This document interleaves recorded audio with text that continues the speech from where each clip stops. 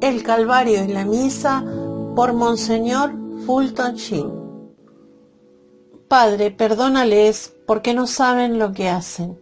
San Lucas capítulo 23, 24. Parte primera. La misa comienza con el Confiteor. El Confiteor es una plegaria en la que confesamos nuestros pecados y pedimos a nuestra Madre Santísima y a los santos que intercedan ante Dios por nuestro perdón, ya que solo los limpios de corazón pueden ver a Dios. Nuestro Señor comienza su misa con el Confiteor, pero su Confiteor difiere del nuestro en esto, que Él no tiene pecados que confesar, es Dios y por lo mismo es impecable. ¿Quién de vosotros me argüirá de pecado? Su Confiteor, pues, no puede ser una súplica de perdón de sus pecados, pero puede ser una súplica de perdón por los nuestros. Otros hubiesen gritado, maldecido, luchado al sentir sus pies y manos atravesadas por los clavos.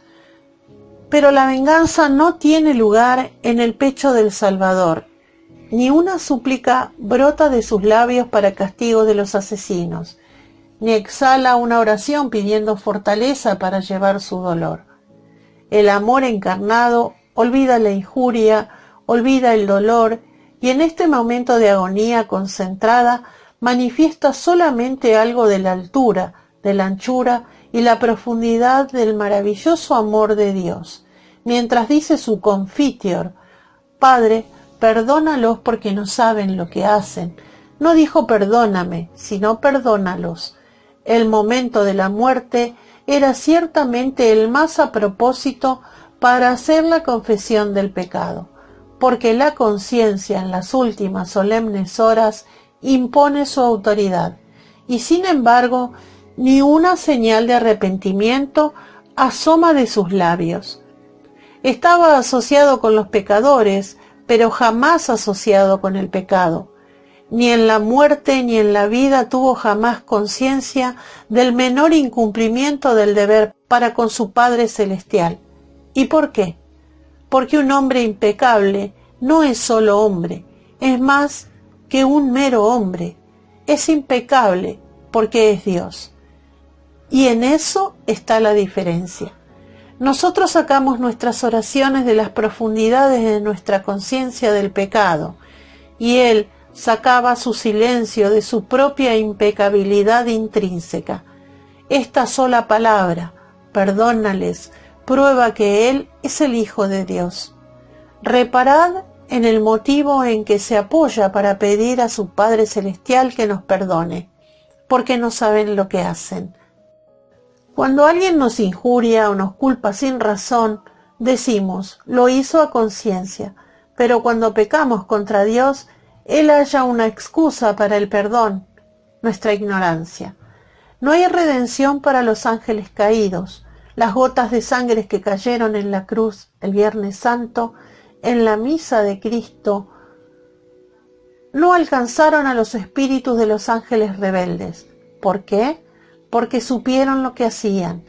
Vieron todas las consecuencias de sus actos con la misma evidencia con que con nosotros vemos que 2 y 2 son 4, o que una cosa puede no existir y existir al mismo tiempo.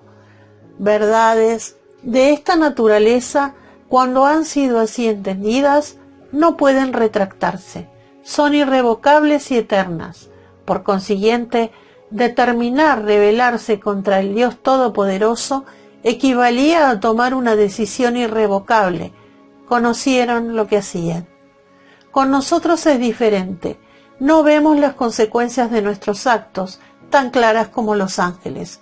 Somos más débiles, somos ignorantes, pues si conociéramos que cada pecado de soberbia teje una corona de espinas para la frente de Cristo, si reconociéramos que cada contradicción a sus divinos mandamientos labra para Él la cruz, si supiéramos que cada acto de avariciosa codicia taladra sus manos y cada jornada, en los antros de pecado clava sus pies, si conociéramos lo bueno que es Dios y todavía siguiéramos pecando, jamás nos salvaríamos.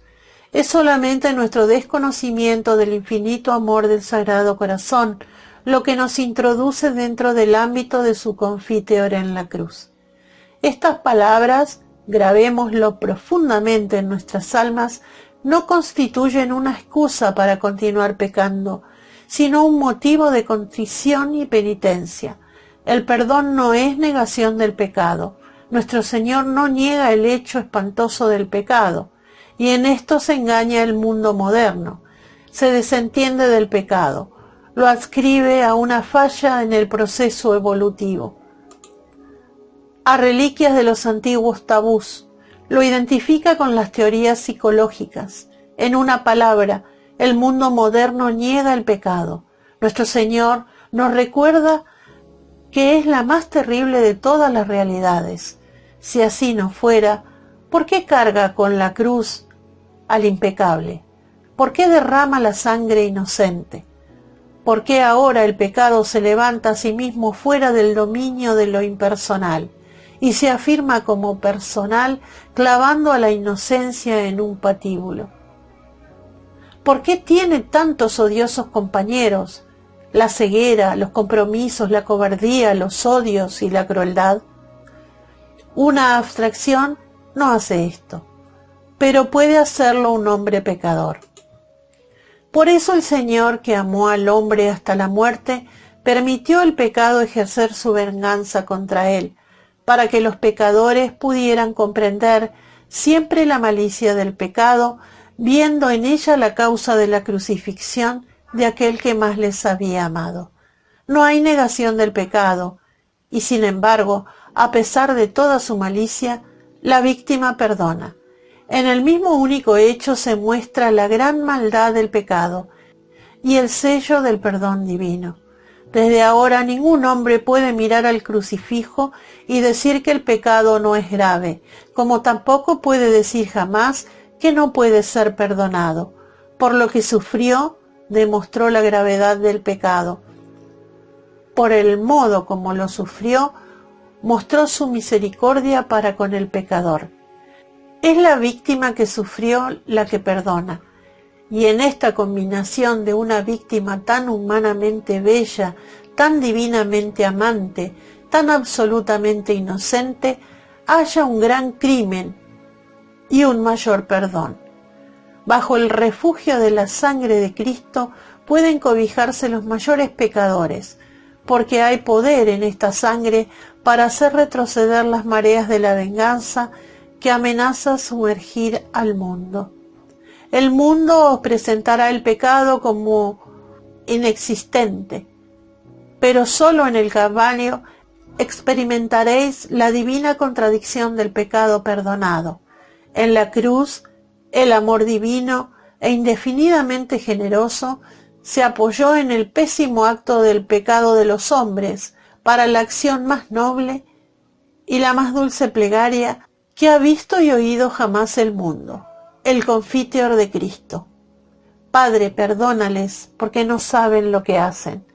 La palabra perdónales que le salió de la cruz este día, cuando el pecado alcanzó su máxima violencia y cayó derrotado por el amor, no se extinguió con su eco. No mucho antes el mismo misericordioso Salvador había tomado medios para prolongar el perdón a través del espacio y del tiempo, hasta la consumación del mundo, congregado al núcleo de su iglesia en torno suyo. Dijo a sus apóstoles: los pecados de aquellos a quienes perdonareis serán perdonados. En todas partes del mundo los sucesores de los apóstoles tienen hoy el poder de perdonar, y nosotros no vamos a preguntar ¿cómo puede un hombre perdonar los pecados? Porque sabemos que el hombre no puede perdonar los pecados, pero Dios puede perdonarlos por medio del hombre, pues ¿no fue este el modo como Dios perdonó a sus verdugos en la cruz? Esto es, a través del instrumento de su naturaleza humana. ¿Por qué, pues, no ha de ser razonable que Él siga perdonando los pecados a través de otras naturalezas humanas, a las cuales dio ese poder? ¿Dónde hallar esos hombres? ¿Conocéis la fábula de la caja que durante largo tiempo fue ignorada y hasta ridiculizada como de ningún valor? Pero un día se abrió y se halló dentro el corazón de un gigante. En toda la Iglesia Católica existe esta caja.